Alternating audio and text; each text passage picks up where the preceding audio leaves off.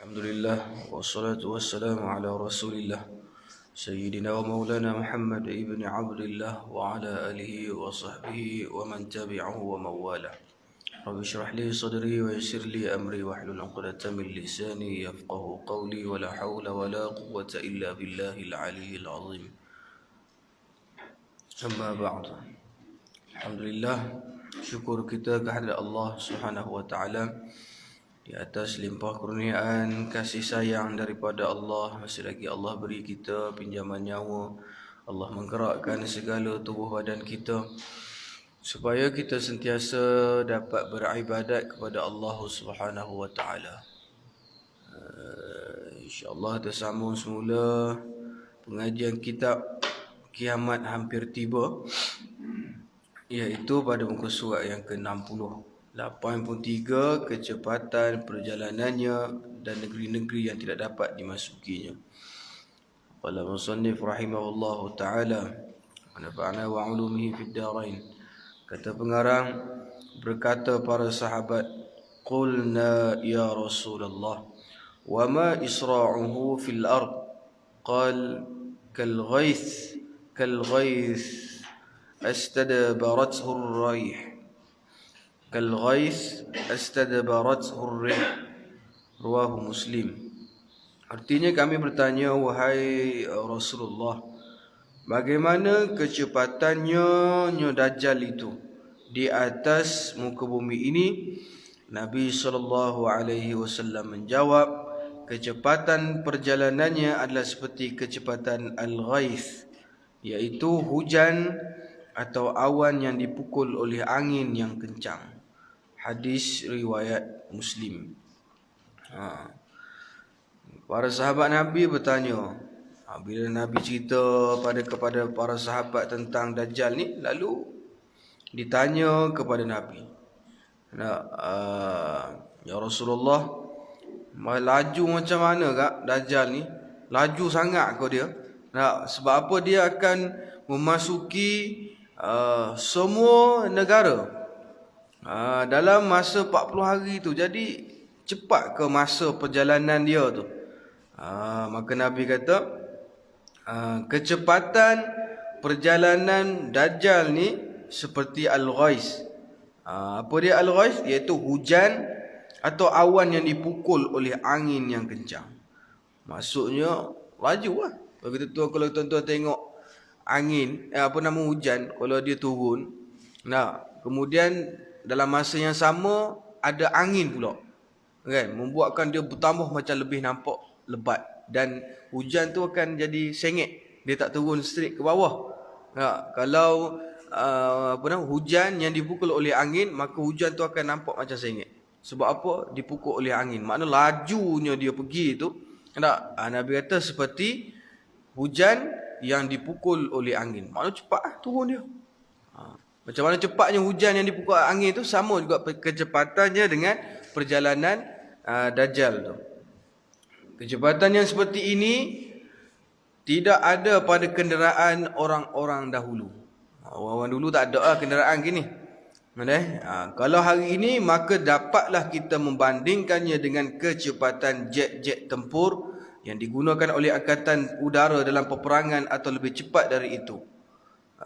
Sehingga beribu-ribu kilometer dapat ditempuh dalam 1 jam perjalanan. Bahkan mungkin lebih cepat lagi dari itu, seperti yang disebutkan dalam hadis berikut, fayaridu kulla manhal wa tutwalahu al-ard tayyafar wa til kabshi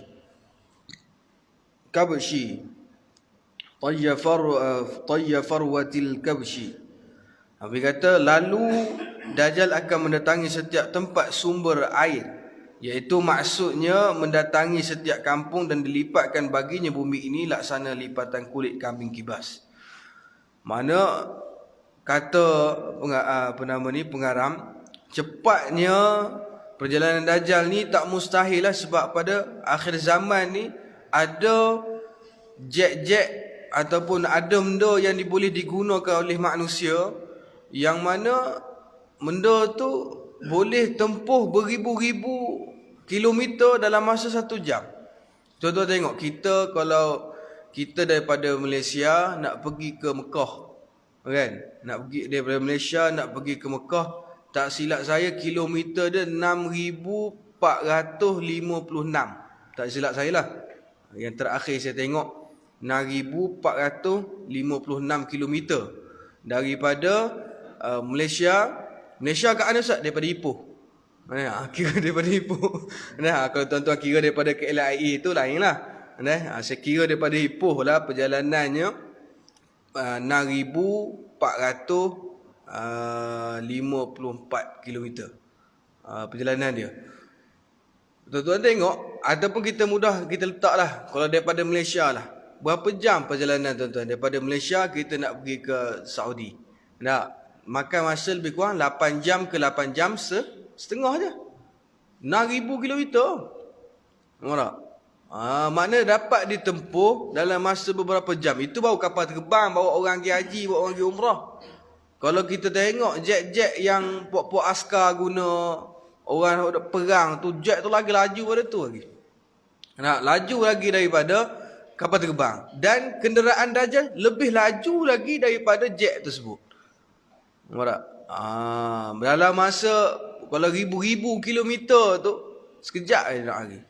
Maknanya Dajjal ni Nabi nak bagi tahu pada kita, dia dapat menguasai dunia tu hanya dalam tak sampai 40 hari, tapi dalam masa beberapa hari saja dia dapat menakluki dunia, yang mana negara yang banyak mengikut ajaran yang dibawa oleh Dajjal. Hanya dalam masa beberapa saja. Beberapa jam saja dia boleh sampai kat sini. Dalam masa beberapa jam je dia boleh pergi ke negara lain pula. Dalam masa beberapa jam je dia boleh pergi ke negara lain pula. Macam kita kita nak pergi negara lain kena tunggu flight dulu. Kalau nak pergi jauh 5 ke 6 jam sebelum flight nak tolak tu kita kena ada KLIA dah. Dajjal ni dah dia start engine jalan. Dan tak ada siapa pula nak tembak kapal jet Dajjal ni. Pasal memang Allah bagi tempoh dia dapat menguasai bumi. Allah bagi dia tempoh. Masa tu memang dia menguasai bumi ni. Tak ada dah orang lain. Tak ada siapa yang boleh menguasai dunia ketika tu kecuali hanya Dajjal. Tapi itu semua adalah fitnah. Fitnah Masihid Dajjal. Fitnah Dajjal sebenarnya. Kalau kita leka, ada orang dia kata, tak apalah Ustaz, padang kita ngaji dah kitab ni, mengaji kitab ni saya kenal adalah Dajjal. Kita tak duduk tuan-tuan pada situasi tersebut. Keadaan susahnya kita pada masa tu memang tak ada. Masa Nabi kata tak ada makanan, kita mungkin boleh fikir, tak apa tak ada makanan. Sekarang ni kita boleh kata, kita tak apalah zikir lah. Yang boleh orang yang tidak akan mengikut Dajjal ni, apabila seseorang tu imannya kuat, dia tak cukup sekadar dia mengetahui apa yang ada dalam kitab mengenai Dajjal, apa yang ada hadis mengenai Dajjal. Tak cukup sekadar tu kalau dia tak mau beriman. Kalau cerita pasal tahu ni tuan-tuan, kalau cerita pasal tahu, ramai orang tahu sesuatu perkara. Ramai orang tahu duduk dalam kuliah ni taman-taman syurga. Tahu ramai yang tahu. Tapi yakin tak ada. Kalau yakin, tahu dan yakin penuh tak kena nak buat ceramah perdana, tapi bukan masjid sini lah, masjid lain lah. Tak kena buat ceramah perdana, pergi hantar flyer kat rumah-rumah, jemput mari masjid, tak payah. Pasal apa? Orang kampung sendiri tahu dah. Dia tahu dan dia yakin bahawasanya apa yang Nabi cakap tu adalah benar. Duduk dalam pengajian adalah taman-taman syurga. Tanya budak tahu. Tanya ke budak tahu, tapi tahu, yakin, tak ada. Bila tahu saja yakin tak ada, maka ni tak boleh pakai. Iman orang gini tak boleh pakai. Kenapa Allah kata dah, allazina yu'minuna bil ghaib. Orang beriman tu dia kena beriman kepada yang ghaib. Makna bukan sekadar tahu Allah terwujud, malah dia kena beriman pula bahawasanya wujudnya Allah tu. Wujud Allah tidak bertempat. Kalau kata wujud Allah bertempat, silap lah tu. Pasal mustahil bagi Allah dia berhajat kepada apa yang dia buat. Kerana Allah tak berhajat pada manusia. Dan Allah pula tak berhajat kepada apa yang dia cipta. Dia tak berhajat pada makhluk. Kalau makhluk berhajat pada makhluk. nak saling hajat menghajati. Tapi Allah, dia cipta makhluk, dia tidak berhajat kepada makhluk. Kalau dia berhajat pada makhluk, berarti dia lemah lah. Dia cipta satu benda, lepas tu dia minta tolong. Lemah lah dia. Jadi, bukan sekadar kita tahu, tapi kena yakin. Ramai orang tahu, solat berjemaah, Allah akan angkat 27 darjat di sisi Allah. 27 darjat di sisi Allah akan naik setiap kali kita solat berjemaah. Marah. Ramai yang tahu. Kau tanya budak tadika tahu. Tapi apa masjid-masjid, surau-surau tak penuh? Sebab orang hanya sekadar tahu. Yakin tak tak? Marah. Tahu yakin tak tak? Satu lagi contoh sebagai tuan-tuan. Orang yang pakai mask, kan? Kita pakai mask ni tuan-tuan, sebab apa kita pakai? Sebab kita takut kena denda RM1,000. Betul tak? Kan? Kalau tak pakai, nanti kena denda RM1,000. Kita tahu. Nampak tak? Kita tahu kena denda RM1,000 dan kita yakin pasti akan kena. Sebab tu kita pakai. Nampak tak? Sebab tu kita pakai. Pasal kita tahu kalau tak pakai, kena denda RM1,000. Kita tahu dan kita yakin pula pasti akan kena. Begitu juga dengan keadaan dalam agama Islam. Bukan sekadar kita tahu, tapi kita kena yakin Allah akan balas semua benda ni. Cuma Allah tak tunjuk. Kita manusia ni akan ikut, akan beriman, akan yakin sungguh bila benda tu kelihatan di hadapan mata kita. Berarti tak sempurnalah iman kita lagi. Sebab apa? Kita masih tak percaya pada benda yang gaib. Pahala ni, ganjaran, fadilat yang Allah bagi pada kita ni tuan-tuan. Benda yang kita tak nampak. Benda yang tak kelihatan pada mata. Tetapi benda yang wajib kita tahu dan kita percaya. Faham ke ni? Nampak pening ya? Itu contoh lah saya bagi. Pasal macam orang pakai mask kan. Kenapa dia pakai mask? Nanti kena denda ustaz RM1,000. Mana mahu dia kena denda RM1,000. Maknanya dia tahu dia akan didenda dan dia nampak nilai RM1,000. Nampak tak? Dia nampak nilai RM1,000 tu. Pasal tu dia jaga. Dia tutup muka dia.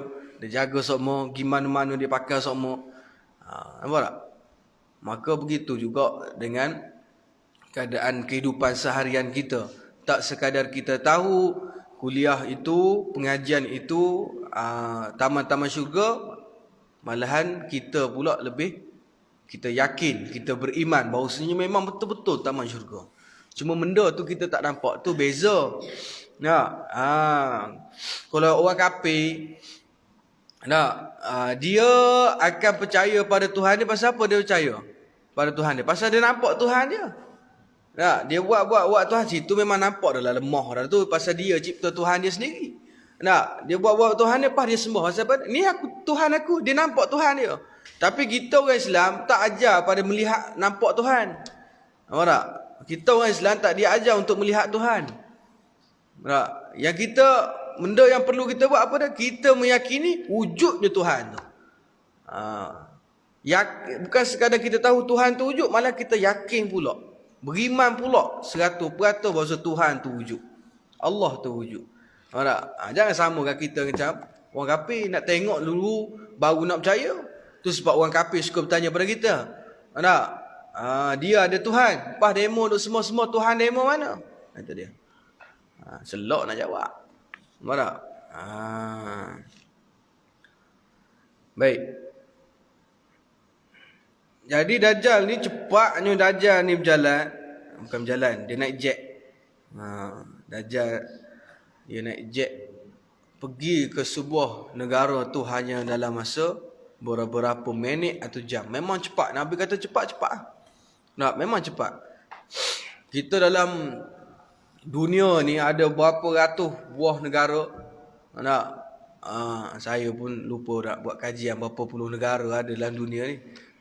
Tapi nak ceritanya banyak lah. Banyak lah. Kalau kita dalam Malaysia ni saja ada 14 negeri dah.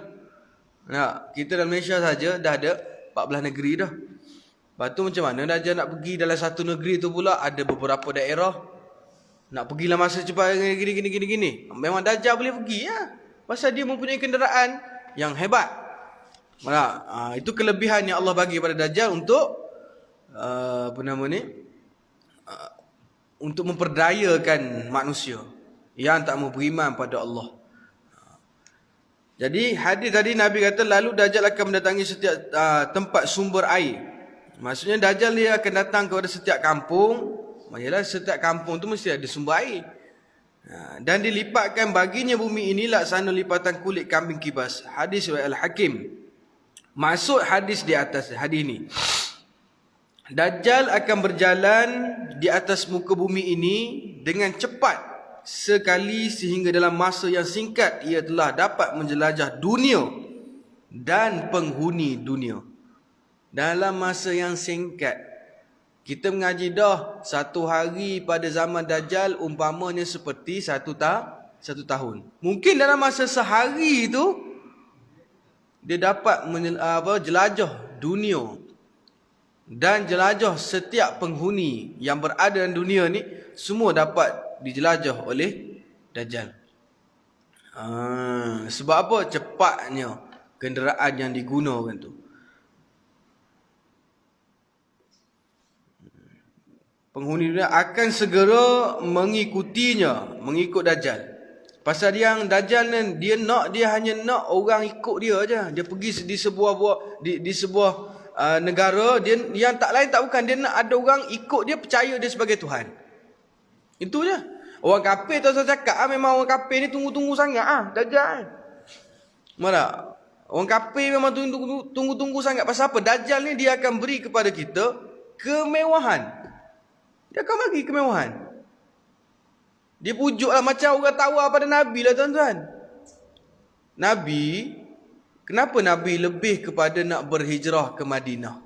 Sedangkan kat Mekah, kan, orang kafir Quraisy ni minta satu je kat Nabi tuan-tuan. Dia minta satu lah. Muhammad kata mu jangan sebar agama yang mu bawa ni. Lepas tu mu cakap mu nak apa? Mu nak jadi presiden? Mu nak jadi Perdana Menteri? Mu nak jadi kaya? Mu nak itu, mu nak tanah, mu nak unta, kami boleh bagi apa sahaja yang kamu nak, tapi stop daripada bawa ajaran yang kamu bawa. Marah. Tapi Nabi tak nak. Marah. Nabi tak nak. Nabi lebih kepada memilih untuk berhijrah. Dan dia lebih kepada nak menunaikan tanggungjawab yang Allah berikan kepada dia. Gitu. Dan dengan perjalanan yang cepat ini juga Dajjal akan lepas dari pengamatan orang yang hendak meneliti kekurangannya. Dengan kecepatan ini juga dia membuatkan orang tak sempat nak tengok dia ni adalah Dajjal yang sebenar ni. Betapa cepatnya dia tu. Tak dan orang nak nampak dia punya gerak-geri penipuan dia tu, fitnah dia tu, tak dan orang nak nampak. Dajjal ni dah pergi dah. Dia dah pergi ke tempat lain dah. Pasal apa tak ada lah orang nak tengok dia. Sehingga ramai orang akan tertipu dengan muslihatnya dan tidak berkesempatan memperhatikan matanya yang buta itu. Dok perasan lah. Zaman lo ni pula zaman canggih ada spek mata. Spek mata rebeng. Dajjal kan spek mata rebeng. Mana kita nak perasan mata dia? Mana? Tak mustahil. Mana? Pasal barang tu ada dah, spek tu ada dah pada zaman lah ni. Dajjal ni pula orang tak perasan lah mata pasal mata dia buta. Makali dia pergi beli spek rebel satu. Dia pakai spek rebel, pak kita tak perasan dia Dajjal. Pak kita pun turut dia. Pasal Dajjal ni mula-mula dia akan bawa ajaran yang sebenar. Yang dibawa tu pula ajaran yang dibawa oleh Nabi Muhammad sallallahu alaihi wasallam. Dia bawa betul-betul. Sehingga dia ni mempunyai ramai pengikut. Dan Dajjal ni dia mula akan merosakkan bumi ni, akan meluaskan fitnah dia bila dia mengaku diri dia sebagai Tuhan. Tu Dajjal. Dia mula-mula dia mengaku dia ulama. Dia bawa lah kelebihan yang Allah bagi pada dia. Dia boleh cakap pasal agama, dia boleh buat tu, dia boleh buat ni. Orang jadi terpesona, terikut apa yang dibawa oleh Dajjal. Kemudian dia mengaku pula diri dia sebagai Nabi. Lepas dia mengaku diri dia sebagai Nabi, ramai orang yang mengikut dia pasal apa? Masa dia mengaku diri dia sebagai Nabi, orang yang terikut kenapa? Kerana mengatakan Dajjal ni mempunyai mukjizat. Orang akan percaya. Faham tak? Kita insya-Allah lah tuan-tuan takkan percaya, tapi ni generasi yang akan datang yang tak mau mari kuliah ni. Tengoklah lah ni dalam kuliah ni ada orang muda. Semua otai-otai lah. Dalam kuliah. Tak sungguh. Tak. Tapi tak tahulah tuan-tuan tak rasa diri tuan-tuan tu otai. Tapi sungguhlah saya kata, gimana-mana pun otai belaka. Sampai tak anak muda dia tak reti. Esok dia tak tahu. Dia tak tahu bahawa Nabi Muhammad tu adalah Nabi yang terakhir. Dia tak tahu. Generasi yang akan datang. Pasal apa sekarang ni kita lihat. Bukti lah kita boleh lihat. Pengikut Dajjal ni kebanyakan di kalangan generasi muda. Pasal apa? Mereka kosong dalam hal agama. Mereka kosong dalam bab agama. Tak ada. Tak tahu. Bahawa Nabi Muhammad adalah Nabi yang terakhir. Kepercayaan mereka kata. Mungkin mereka akan kata, dulu aku dengar ustaz sekolah cakap Nabi Muhammad Nabi terakhir. Tapi ini nampak macam hebat katanya. Boleh buat itu, boleh buat ini, boleh buat itu, boleh buat ini. Kononnya itu adalah mukjizat, tapi sebenarnya adalah satu fitnah, satu penipuan yang dibuat oleh Dajjal. Generasi yang akan datang. Sekarang ni kita mungkin tahu tuan-tuan, memang kita takkan yakin lah siapa sahaja yang mengaku diri sebagai Nabi, hatta Dajjal sekalipun. InsyaAllah saya yakin kita semua akan berpegang teguh pada hal ni. Kita takkan yakin maksud Dajjal itu adalah Nabi. Kerana dia turun, dia tak kata dia Nabi Isa tak. Dia sebut Nabi Isa, dia takut. Dajjal ni dia cukup takut dengan Nabi Isa. Pasal apa? Dia sendiri tahu bahawasanya dia akan mati di bawah tangan Nabi Isa. Dia sendiri tahu. Itu sebab nama Nabi Isa ni takut dengar Dajjal ni. Itu sebab bila dia dengar, bila mereka dah berperang dengan tentera Imam Mahdi, lalu dia dapat tahu bahawasanya Nabi Isa telah turun ke bumi untuk membunuh Dajjal, maka Dajjal ni dia akan berlari. Dia berlari. Dia lari. Pasal apa? Dia takut dia akan dibunuh. Itu sebab Dajjal dia tak mengaku diri dia sebagai Nabi itu ialah Nabi Isa ataupun Nabi Muhammad, tapi dia mengaku dia adalah Nabi akhir zaman, kata dia. Dialah Nabi yang terakhir, yang betul-betul Nabi aku, kata dia. Mana bukti mu Nabi? Tunjuk tak mujizat? Dia tunjuk pada kita. Apa yang Nabi kita buat dulu dia boleh buat belakang. Ni panggil fitnah. Membuatkan manusia jadi terkejut lalu terikut apa yang dibawa oleh Dajjal. Semua orang akan bersoal tuan-tuan. Kalau kata kalau betul mu Nabi mu buat sama juga macam Nabi kita juga. Kan? Datang seorang raja pemerintah daripada Saudi. Luar daripada Arab, lalu datang ke Mekah. Lalu kata Dajjal, lalu kata Abu Jahal dan juga Abu Lahab, mereka buat strategi supaya apa? Supaya raja ni tadi akan menyeksa Nabi Muhammad kerana menipu. Raja ni tadi akan menyeksa Nabi Muhammad kerana menipu bahawasanya dia ni adalah seorang Nabi. Kalau dia tak dapat tunjukkan mukjizat.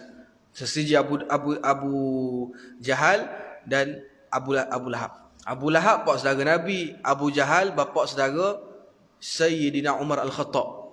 Itu sebab antara Sayyidina Umar dengan Abu Jahal ni yang pernah Nabi doa antara dua ni.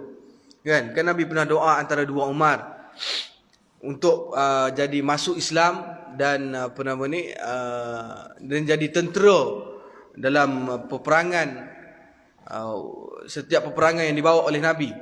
Kan? Dua Umar yang pernah Nabi doakan. Satu Abu Jahal pun namanya Umar juga. Kemudian Sayyidina Umar Al-Khattab. Abu Jahal ni dia adik-beradik dengan mak Sayyidina Umar. Jadi pak saudara lah. Pak saudara Sayyidina Umar pernah Nabi doakan. Tapi Allah lebih memilih Sayyidina Umar Al-Khattab. Kerana Abu Jahal ni dia tak puas hati dengan Nabi lama dah.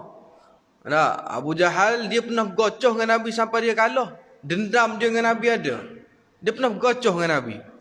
Gocoh tahu. Tumbuk tapi dia kalah. Silap orang mu. Mu gocoh dengan kekasih Allah, mu silap orang. Lepas tu apa lagi yang membuat dia panas hati? Bila dia dapat dengar bahawa Siti Khadijah meminang Nabi. Oh, panah. Pasal apa dia nak sangat Siti Khadijah? Janda kaya. Oh, siapa tak mau? Nak? Cikgu Wahab nak tak? Oh, nganggur. Oh, siap cikgu. Nah, nak orang nak belaka. Oi, Abu Jahal dia panah hati tu sebab dia buat macam-macam strategi dan dia berbincang dengan Abu Lahab supaya buat satu strategi membuatkan raja tadi akan menyeksa Nabi Muhammad kerana penipuan. Kerana menipu. Akhir sekali raja tu sampai di kota Mekah. Lalu dibawalah Nabi kepada raja tersebut. Dia kata apa? Kalau betul kamulah Rasul yang terakhir, nak tunjukkan mukjizatmu. Nak tunjukkan mukjizat kamu. Dia hanya Nabi je ada mukjizat ni. Lalu apa Nabi kata? Apa yang hendak kamu lihat? Mu nak tengok apa? Mukjizat apa yang mu nak? Mu nak apa?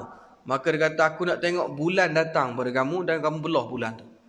Dia kata, aku nak tengok aku nak tengok mu boleh belah bulan yang ada di langit tu. Maka Nabi berdoa pada Allah Subhanahu Wa Taala. Maka dengan takdir Allah, bulan tu bukannya Nabi pergi naik ke langit, pergi ke bulan tu tak. Ini bukan peristiwa Isra wal Mi'raj tak. Isra wal Mi'raj memang Nabi pergi sendiri ke Sidratul Muntaha. Tapi Allah perintahkan bulan untuk dekat pada Nabi, lalu dibelahlah bulan tersebut. Terkejut raja tadi.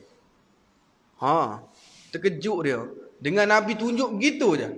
Nabi tunjuk begitu, maka terbelahlah bulan tu. Membuatkan raja tadi terkejut. Lalu Nabi kata pada dia tak, hei raja, kamu mempunyai seorang anak yang cacat. Kamu mempunyai seorang anak yang cacat, Nabi kata.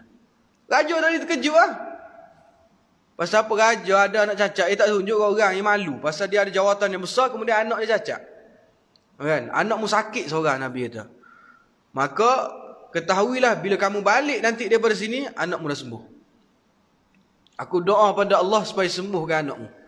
Maka Nabi doa pada Allah sembuhkan anak dia. Bila raja ni balik, tuan-tuan, bila tengok anak dia tu tadi yang cacat tadi, yang sakit tadi, jadi sembuh. Sebab daripada kata-kata Nabi itu, tuan-tuan, dia hadir ke semula, dia pergi semula ke Mekah, lalu dia memeluk agama Islam. Saya lupa nama raja tu. Tapi itulah mukjizat yang dibawa oleh Nabi Muhammad sallallahu alaihi wasallam.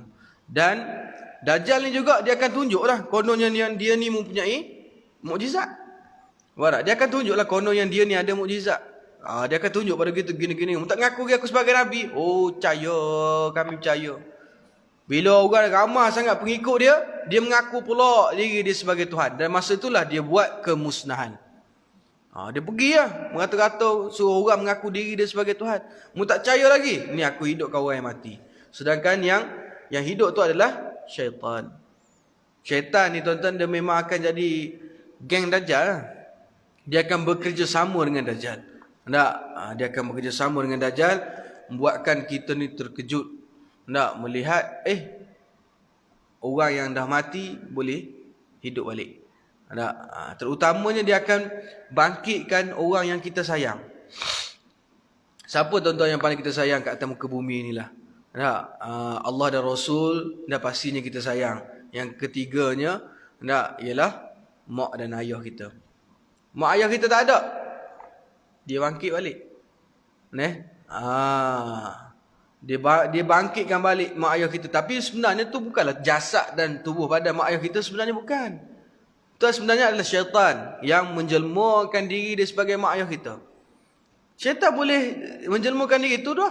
Orang hak jumpa hatu-hatu tu. Itu semua ni semua yang akan ikut Dajjal tu. Hak masuk dalam tubuh badan orang, hak duduk kat pokok pisang tu. Ada lambai-lambai. Hak duduk dekat pokok kabu, pokok-pokok besar tu kan. Lepas kalau kita balik Masjid Paisa, kita tengok duduk lambai atas tu, pakai jubah putih.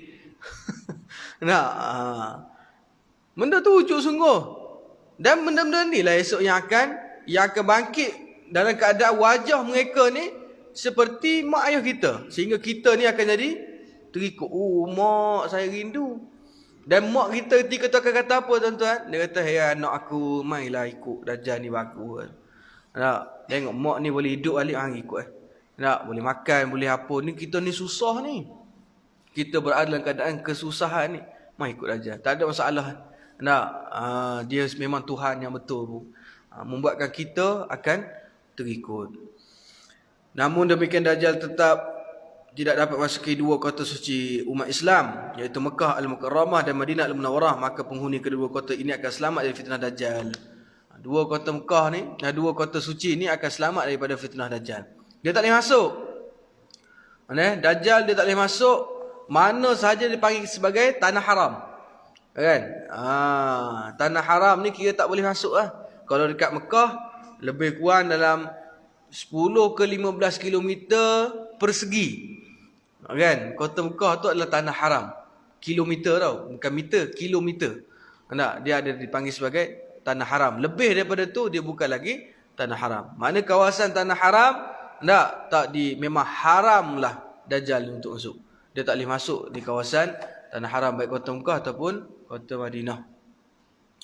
Sabda Rasulullah sallallahu alaihi wasallam, wa innahu la yabqa syai'un fil ardi illa wati'ahu wa zahara alaihi illa Makkah wal Madinah la ya'tihima min naqabin min niqabihima illa laqiyathu al malaikah bisuyufi saltah hatta yanzila 'inda az-Zuraybi al-ahmar 'inda munqati'is sabikhah فترجف المدينة بأهلها 3 رجفات فلا يبقى منافق ولا منافقة إلا خرج إليه فتنفي الخبث منها كما ينفي الكير خبث الحديد ويدعى ذلك اليوم يوم الخلاص. رواه Ibnu Majah. Artinya, sesungguhnya tidak ada sebuah negeri juga pun yang ada di atas muka bumi ini kecuali akan dijelajahi oleh Dajjal, dan ia akan menguasai negeri-negeri tersebut kecuali Mekah dan Madinah. Maknanya hanya dua kota suci ni je yang tak akan masuk. Tapi selain daripada tu dia akan masuk Malaysia, Brunei, Thailand, Singapura, Indonesia, Jepun, masuklah kau. Kecuali di Arab Saudi pun dia akan masuk. Cuma dia tak boleh hampir kepada tanah haram. Dekat dengan Madinah dan dekat dengan kota Mekah. Dua ni dia tak boleh masuk. Selain daripada tu semua akan datang. Maka Dajjal tidak melalui mana-mana jalan untuk masuk ke kedua kota ini kecuali di sana ada malaikat yang menjaganya dengan pedang yang terhunus. Malaikat jaga. Lepas tu masa tu kita nampak ke malaikat? Kita tak nampak, tapi Dajjal dia nampak. Kita tak nampak Dajjal masa tu.